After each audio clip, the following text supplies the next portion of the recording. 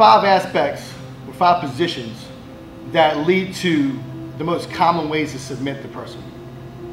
All right, guys, so first move we're going over tonight is the rear naked choke and the trachea crush.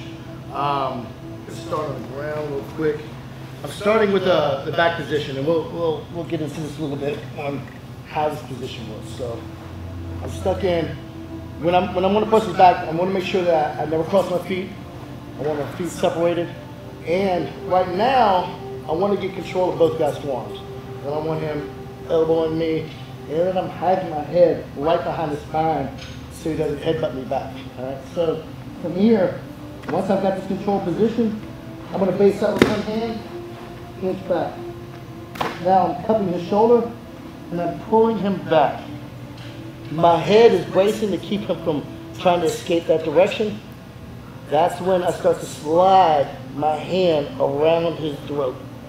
All right, I make sure that I cup the back of his shoulder for more leverage until I use my knee to prop up, pull him to the side, slide my arm out, I grab my own biceps, and I'm passing the arm behind his neck, apply the pressure, push down with my legs and expand your chest, create the rear naked choke. Second part to that is, commonly what happens is as soon as I go to get my arm around the neck, the guy starts to defend that move. I use my head to pin against him. I'm opening my hand and I'm trying to get as much traction on the guy's shoulder as I can. Prop my knee up. Now, palm up. I feed it to my own hand. Push forward with my head, pull my arms in, and I'm doing a trach crush against the guy's trachea. All right, guys, so now we're going for another position. This is the dominant position. It's called the mount, where I'm actually like a horse. I'm mounted on top of the guy. It's a good position from here because it allows me to get full gravity of my punch, and it makes it really hard. The guy has to have extremely long arms to reach my face. So the entire time I'm using gravity, and he's absorbing all those shots. Now what typically happens is once I'm in this position, the guy's gonna start pushing and trying to grab to get me off. From this position, as he pushes up, notice I'm elevating my body in an upper position so he has less actual grip of his hands. So as I elevate, I'm using one hand to push that arm off to the side. At the same time, I'm simultaneously sliding that hand down. I'm gonna bring my head down. I use the back of my neck and my ear to trap the guy's tricep. At this time, I'm lifting this hand and I'm gonna feed this arm under the guy's neck, cupping his shoulder to get a nice tight grip. From here, I need to base out. The guy's gonna be moving from side to side. So I wanna make sure to extend so I get more base and more balance. Once I've got this grip in, I dismount, my foot is gonna hook. I stand up to get better leverage. I'm gonna slightly elevate the guy up. I'm grabbing forearm against forearm. I'm gonna dismount, drop my hips, and apply pressure to my shoulder to apply the actual choke itself.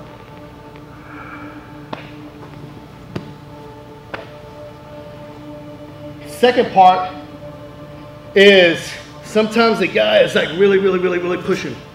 So from here, my arms are making like a plus sign, a cross. I'm putting my weight in and I'm pivoting around the guy's actual ability to push me off. My legs are gonna rotate around the guy's head and I'm gonna fall back for a hyperextension of the arm. I'm gonna do a controlled descent so I don't hurt my partner.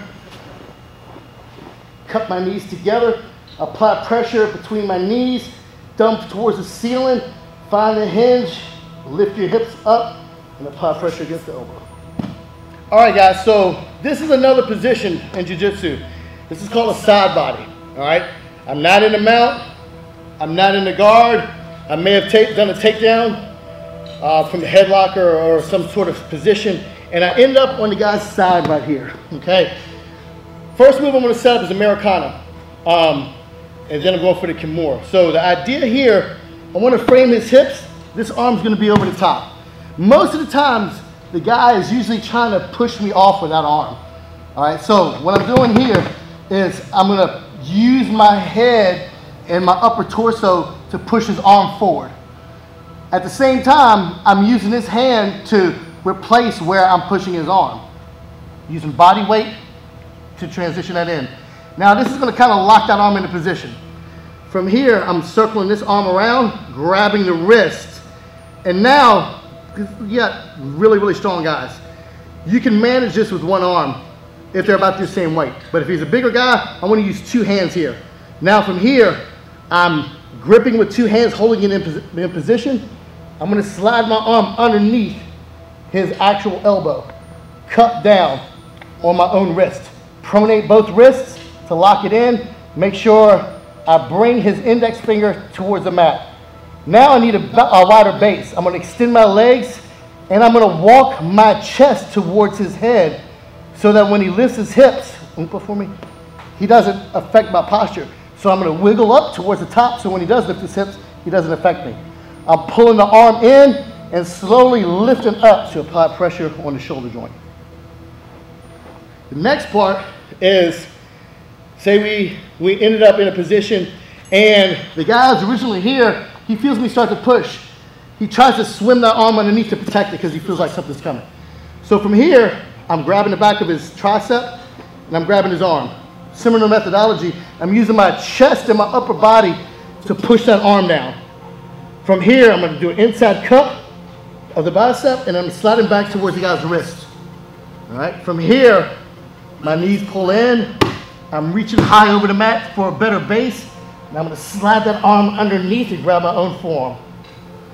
Once I've done that, I need to scissor my hips.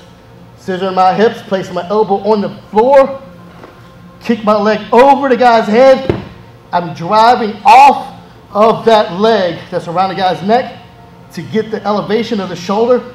And now I'm going to push for the rotation towards his back to create a shoulder lock in the opposite direction. All right, guys, so now I'm in the guard. Very, very important position. And it happens a lot when you're getting dominated by a bigger guy or you may have slipped in a multiple encounter with a couple guys. Got to have this position. Here, he's able to punch me. But with my legs, the use of my legs, it allows me to push away and also allows me to cover. But also allows me to pull him in to hug him close so he can't get a lot of momentum in his strikes.